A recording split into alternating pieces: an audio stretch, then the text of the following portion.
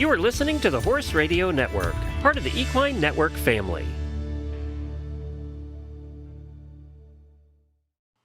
I feel like I do try to keep my nerves in check because at the end of the day, if you have a horse that can do the job, you've done the training, you've checked all the boxes, you would hate for the mental side of things to get in your way. So like that we can control. So I really try my hardest to just keep a clear head and say, look, this is not the end of the world if something doesn't go well, but give it your best shot. Welcome to the Practical Horseman podcast, featuring conversations with respected riders, industry leaders, and horse care experts. The show is co-hosted by Practical Horseman editors, and our goal is to inform, educate, and inspire. I'm Kathleen Landwehr, and this week's episode is with 5-star eventer Sydney Elliott. Sydney and I spoke in mid-November as the competition season was winding down, after her CCI 4-star long win at the event at Terra Nova in Yucca City, Florida. To give you a little more background on Sydney, she first competed at the 5-star level at the Kentucky 3-day event with Cisko A in 2016. 2 years later, the pair made their U.S. team debut at the Great Meadow International Nations Cup, helping the U.S. to a third-place finish. With her partner of nearly 10 years, QC Diamantaire, also known as Q, Sydney tallied numerous Nations Cup appearances, including earning Team Silver in Aachen, Germany in 2021 and in Boekelo, the Netherlands that same year. In 2023, Sydney and QC Diamantaire competed in the Pan American Games in Santiago, Chile, collecting the silver medal as part of the U.S. team. Last year, they were the traveling reserve pair for the Paris 2024 Olympic Games. Since then, the duo has continued to have strong competition results. In addition to her success on the international stage, Sydney runs Elliott Eventing, a training business based in Benton, Louisiana, and Hoffman, North Carolina. In our discussion, Sydney talks about what she enjoys about working with horses, her training philosophy, how she handles her show nerves, and more. Before getting into the conversation with Sydney, I'd like to share a word from this episode's sponsor, US Rider. This Black Friday, give yourself the gift of peace of mind with US Rider, the roadside assistance program designed specifically for horse owners.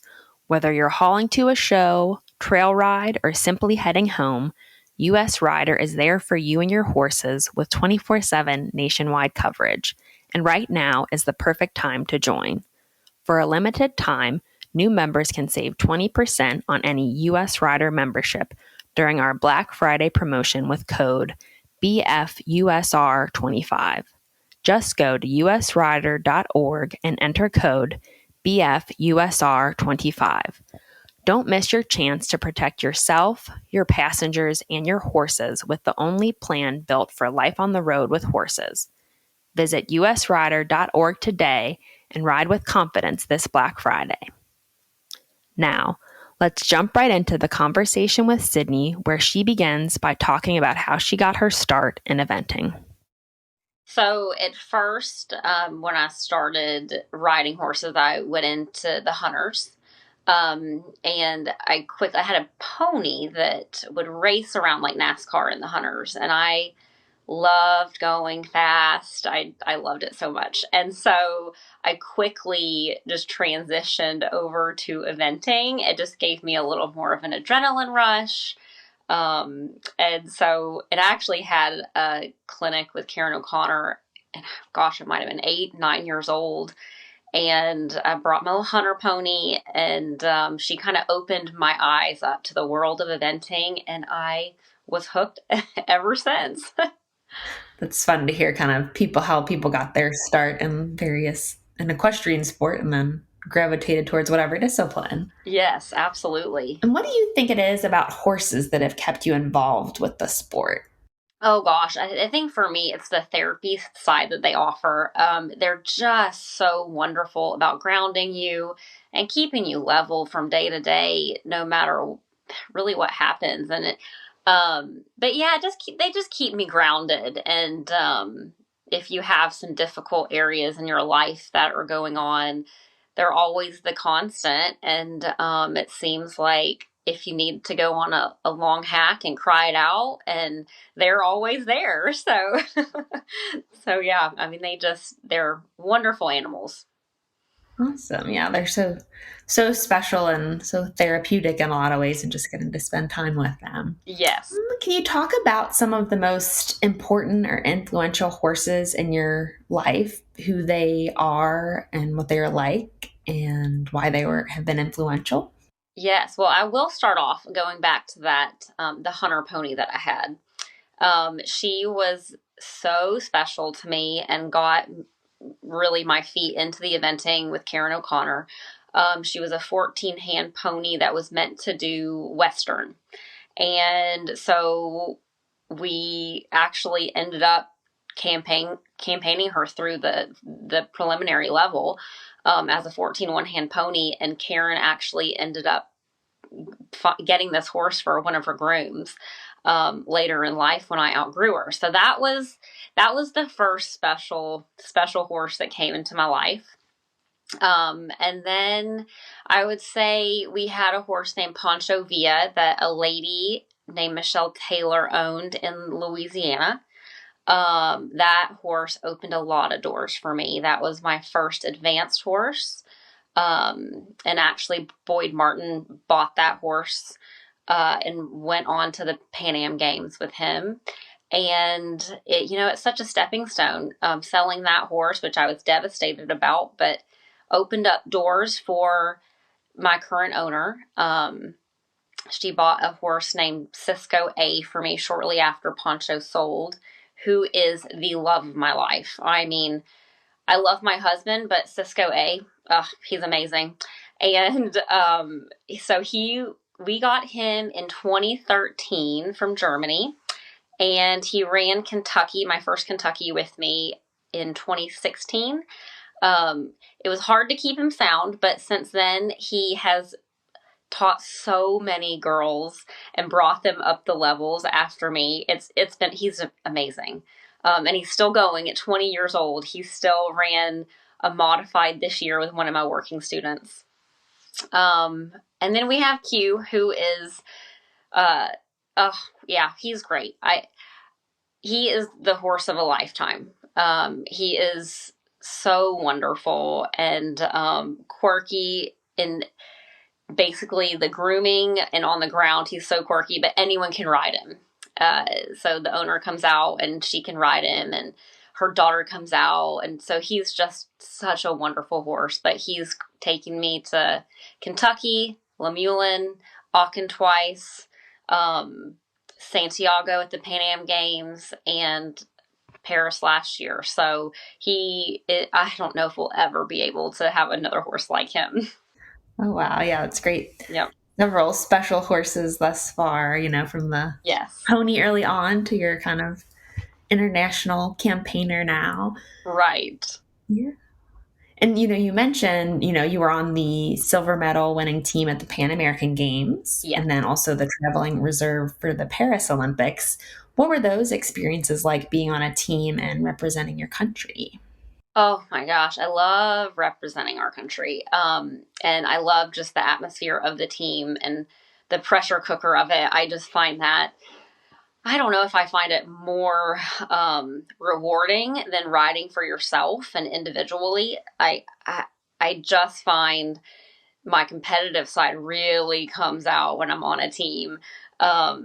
And it is just the best feeling. And like traveling with so much support makes all the difference between vets, farriers, physio, the coaches, all the USCF staff. I mean, everyone's just so amazing, and they give it 110%. And so that always makes you feel good.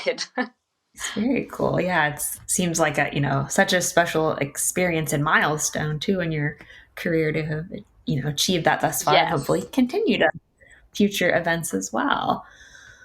Can you talk about some of the most important wins or kind of results you've had in your career thus far? Let's see. I would say in 2018, I ran a Nations Cup with Cisko A. And he was such a good cross country horse. I mean, he still is, but there weren't a ton of horses making time on cross country, and no one knew who I was at that point. And so I was riding, on the Nations Cup team there, and I had a double clear fast cross country. It was great. And that kind of got me on the radar of like, who is this girl? And then I had Q running as well, and he was as an individual, and no one knew I had that horse. And so that really was an influential moment of, kind of getting me on the scene, and opened a ton of doors for me. So yeah, that was a big one.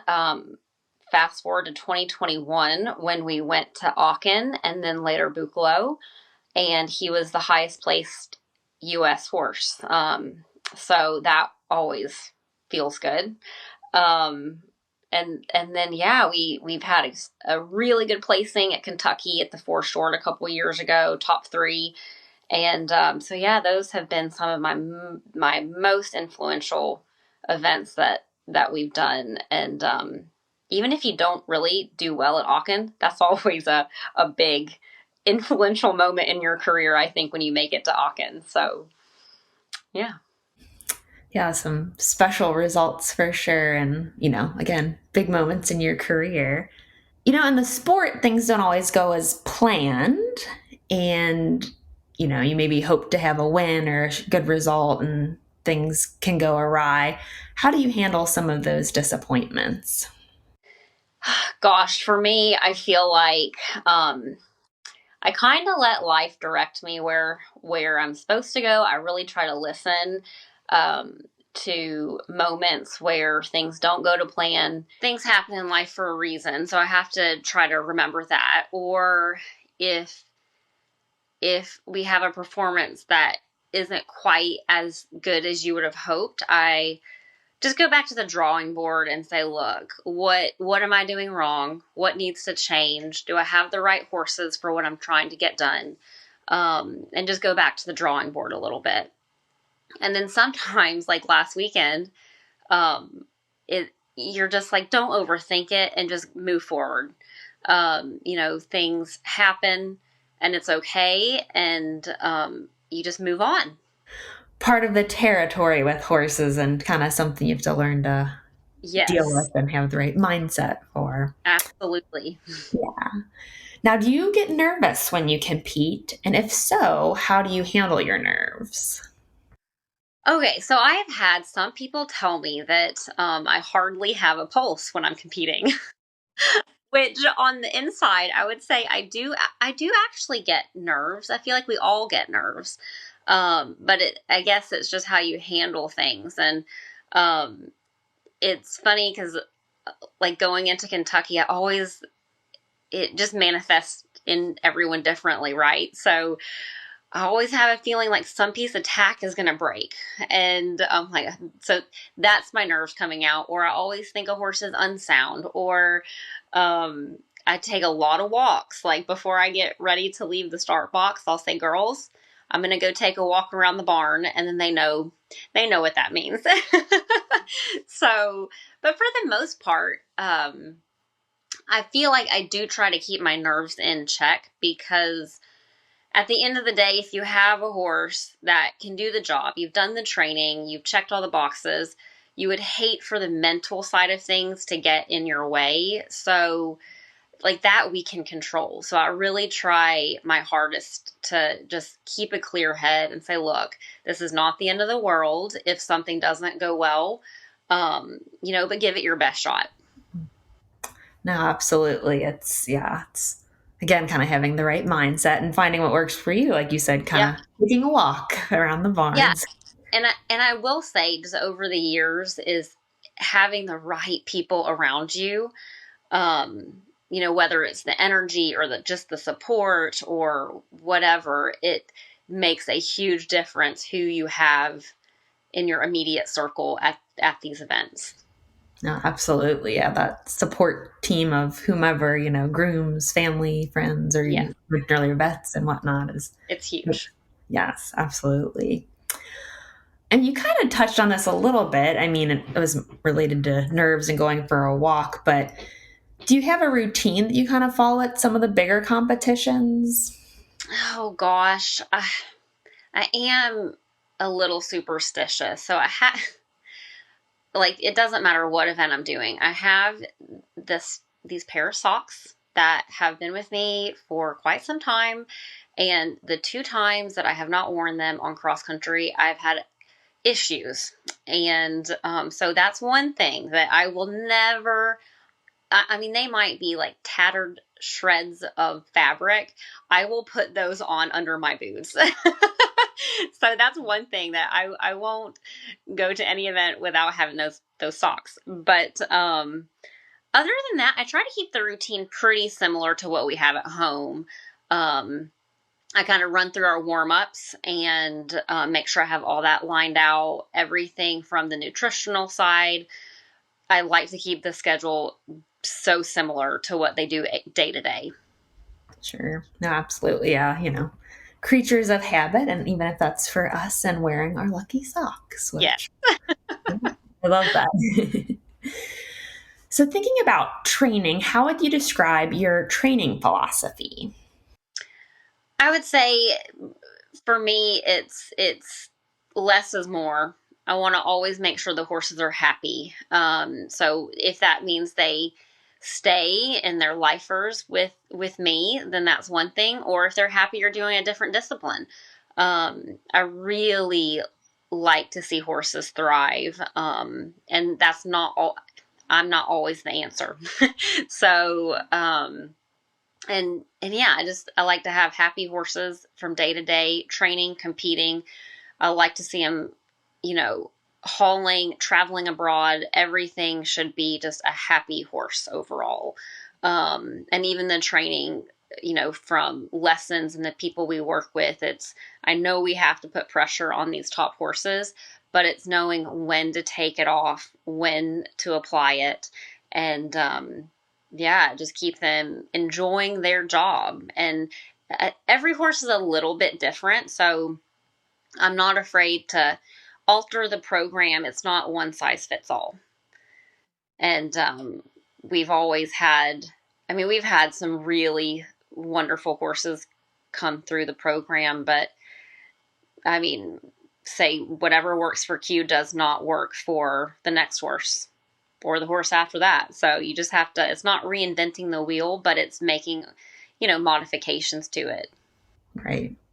Now that's so true. They're such individuals and finding, what keeps them happy and healthy. Yeah. And you kind of mentioned a little bit like your teaching style. How would you describe that? Because you have students you work with. I would say the feedback that I get is I'm very positive. So I'm a pretty positive coach. Again, it's like if you can keep a clear head, whether it's your students, your horses,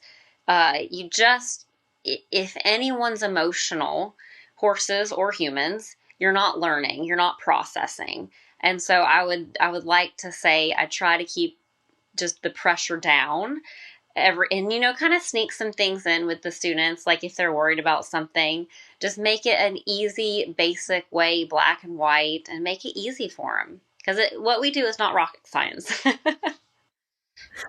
That's a good point. Because sometimes, we care a lot and we can maybe get a little emotional, and it's taking the pressure off. Yes. Is there something that you kind of, with your students, you find that they commonly need to work on in your lessons, like that's a recurring kind of theme? I would say, and not even just with my students, but just watching horses and just fellow competitors across the board in every single phase, it's the fitness side of things. I think from rider fitness to horse fitness, I think that is not focused on enough.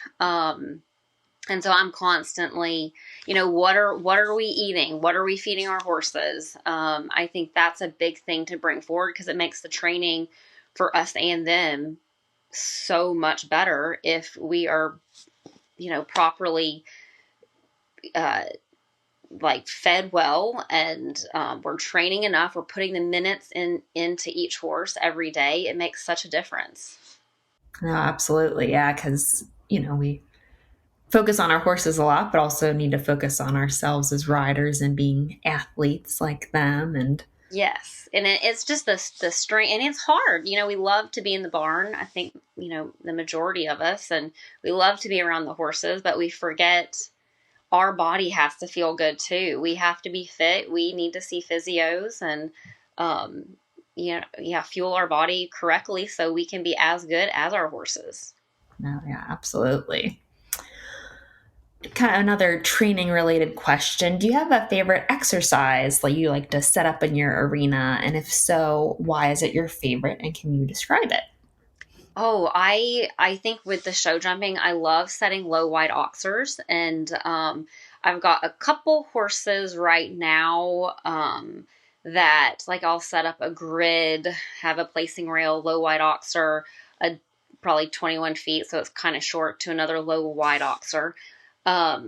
They've got different issues. One's kind of slow behind, and then one doesn't really like to cover the distance across the back rail. So that's a fun one to set up. And I love doing any type of grid work, whether it's bounces. I can get really creative, and that's probably one of my favorite things to do through the winter.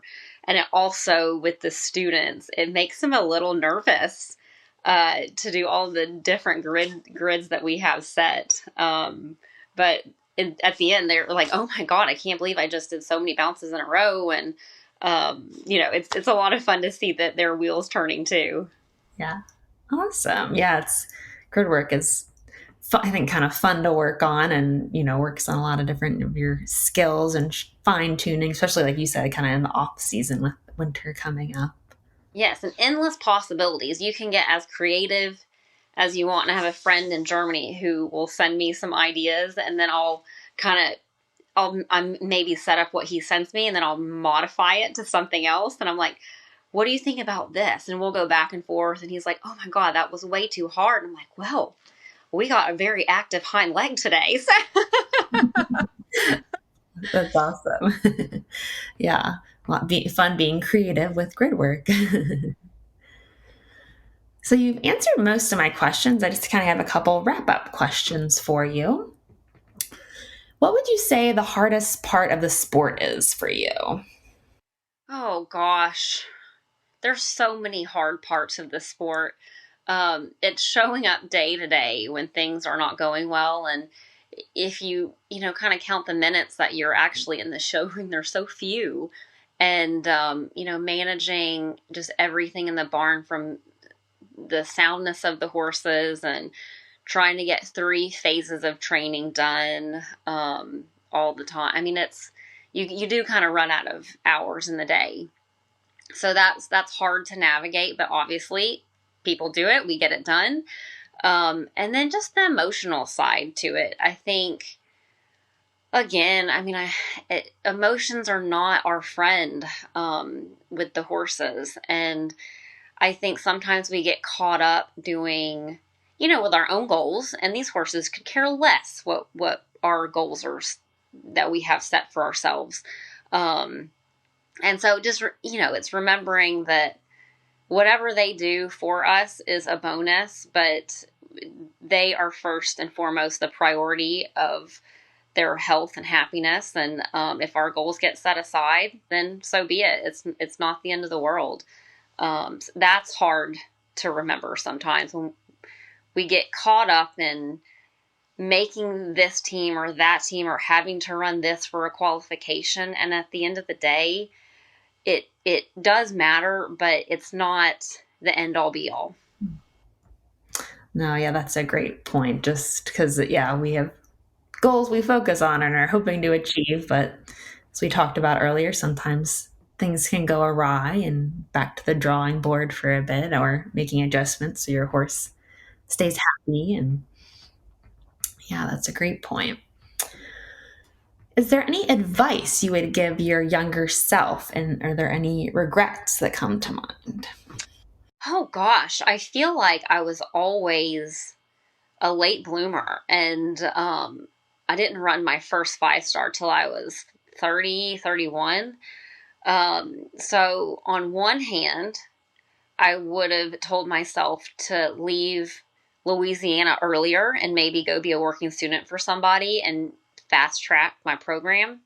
But on the other hand, I would not have met my current owner, and I would not have met all the people that support me in Louisiana and all my connections. And so, yeah, I feel like the advice is just keep going, and whether it makes sense to everyone else, it doesn't have to, it doesn't matter.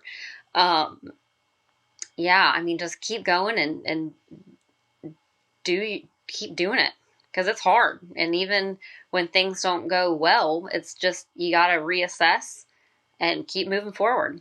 There's no other way. Yeah, that's interesting. Kind of, I think earlier you mentioned everything happens for a reason. And, like you said, you met your owner staying in Louisiana and whatnot. And it's funny how things work out that way sometimes. It is. That's it. Yeah, life happens for a reason. I feel like the people we meet, the horses that come into our life, and just the experiences we have, everything is all tied together, and life directs you where you're supposed to go. Yeah, that's a very good point. Yeah.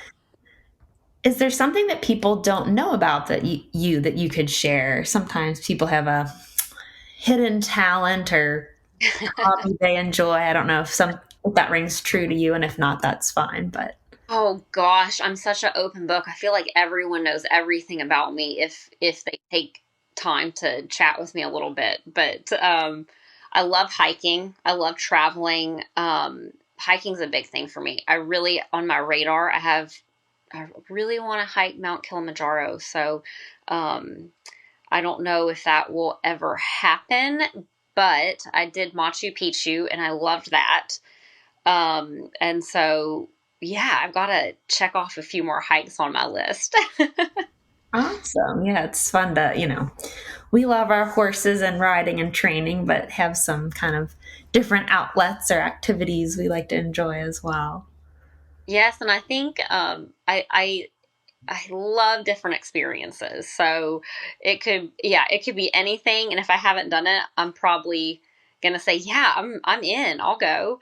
But it makes a big difference too when you have a break and when you are not just obsessing over these horses every single day.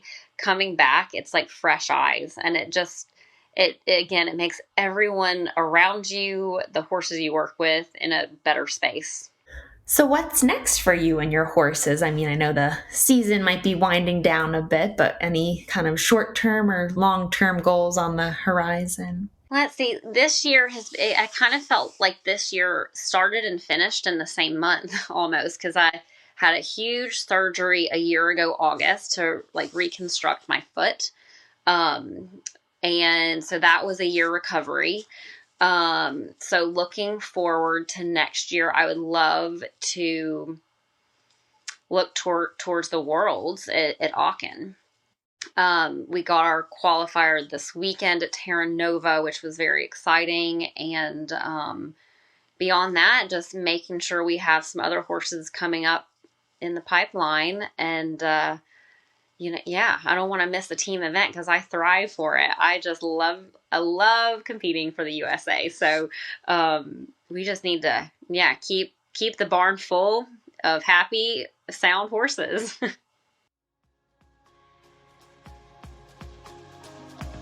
Thanks for listening to this week's conversation with Sydney Elliott. And a big thank you to the episode sponsor, US Rider. Learn more at usrider.org. You can listen to the Practical Horseman podcast on your favorite podcast player or on horseradionetwork.com. While you're there, be sure to like, subscribe, and leave a review. Thanks again for joining us. I'm Kathleen Landwehr, and you've been listening to the Practical Horseman podcast.